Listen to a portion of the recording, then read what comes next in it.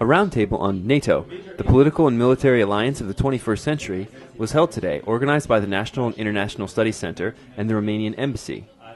The head of the Democratic Reforms Party, MP Asim Malazadeh, reported that since Azerbaijan regained independence, there has been a consensus between the leading political forces of Azerbaijan on integration into the Europe-Atlantic zone.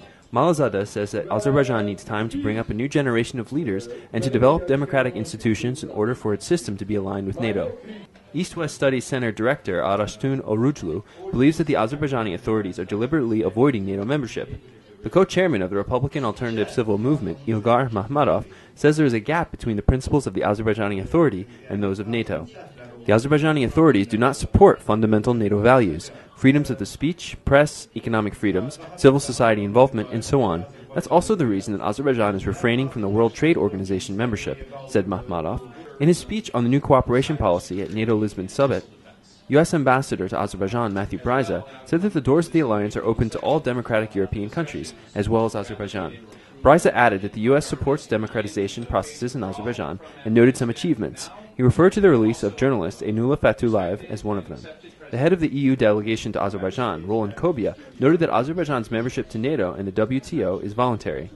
MP Rasim Musabayov suggested that Azerbaijan could develop NATO cooperation without necessarily pursuing NATO membership. The complication with Azerbaijan's NATO membership is related not only to a lack of a clear position amongst the domestic authorities, but amongst NATO.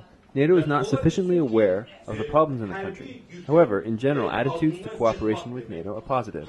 According to social surveys, more than half of the population support integration into NATO, whereas only 10 to 12% support membership to the alliance.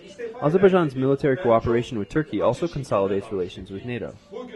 National and International Studies head, Leyla Aliyev, said that Azerbaijan was much weaker in the 1990s than at present. However, at that point, Azerbaijan was pursuing a much more directed policy on NATO integration.